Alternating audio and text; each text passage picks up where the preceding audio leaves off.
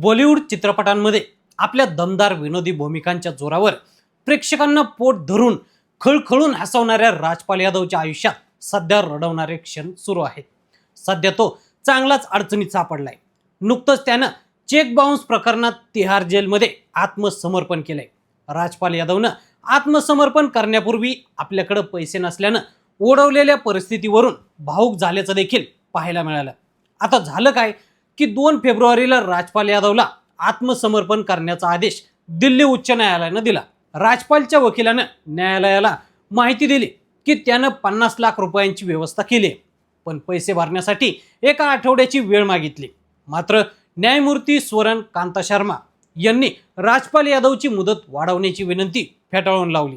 त्यानंतर राजपालनं नुकतंच तिहार जेलमध्ये आत्मसमर्पण केलं।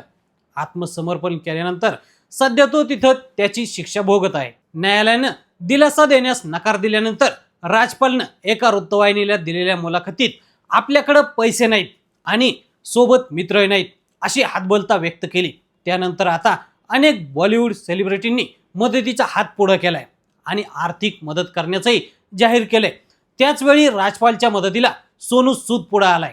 राजपाल यादवची भावनिक प्रतिक्रिया पाहून सोनू सूदनं सोशल मीडियावर एक पोस्ट शेअर केली।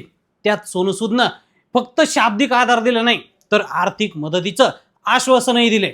सोनू सूदनं राजपाल यादवला आपल्या आगामी चित्रपटात काम देण्याचंही जाहीर केलंय। त्याचा चित्रपट लिखाणाच्या प्रक्रियेत असला तरी सोनूनं राजपालला सायनिंग अमाउंट देण्याचा निर्णय घेतलाय। दुसरीकडे जेम ट्यून्स म्युझिकचे मालक आणि संगीत निर्माता राव इंद्रजित यादव यांनी राजपाल यादवला 1.11 कोटी रुपयांची आर्थिक मदत केली। आता हे सगळं खरंय, पण तुम्ही म्हणाल की बाबा हे प्रकरण नेमकं आहे तरी काय आणि कुठून सुरू झालं, तर थांबा सांगतो। त्याचं झालं असं की 2010 मध्ये राजपाल यादवनं आता पता लापता नावाच्या चित्रपटासाठी मुरली प्रोजेक्ट प्रायव्हेट लिमिटेड कडून 5 कोटी रुपयांचं कर्ज घेतलं होतं। पण म्हणतात ना नशीबच, तर काय करील पांडू, राजपालचा तो चित्रपट फ्लॉप झाला। त्यामुळे राजपाल यादवचं मोठं नुकसान झालं आणि अर्थातच त्याच्यावर कर्ज झालं आणि आर्थिक संकटात सापडलेला राजपाल कर्ज काही फेडूच शकला नाही। राजपालनं दिलेले अनेक चेक बाउन्स झाले, त्यामुळे कर्ज देणाऱ्यांनी कायदेशीर कारवाई केली।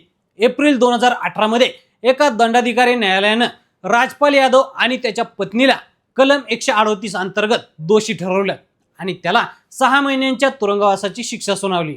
अभिनेत्यानं या निकालाला आव्हान दिले आणि दिलासा मागितला, पण हा खटला अनेक वर्षांपासून सुरू आहे।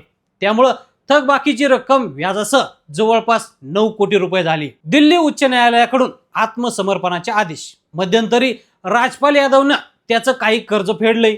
2025 मध्ये त्याने तब्बल 75 लाखांचं कर्ज फेडलं, पण वारंवार पैसे देण्यास उशीर आणि मुदत चुकवल्यामुळे न्यायालयानं त्याच्या हेतूंवर प्रश्नचिन्ह उपस्थित केलं।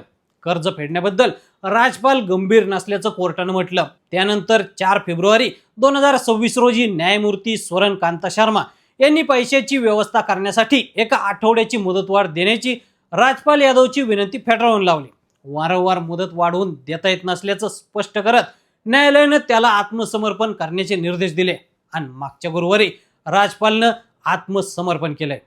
तर मंडळी, राजपाल यादववर ओढवलेल्या या परिस्थितीबद्दल तुम्हाला काय वाटतं आम्हाला कमेंट करून नक्की सांगा आणि असे नवनवीन माहितीपूर्ण व्हिडिओ पाहण्यासाठी लेट्स अप मराठी फॉलो करा।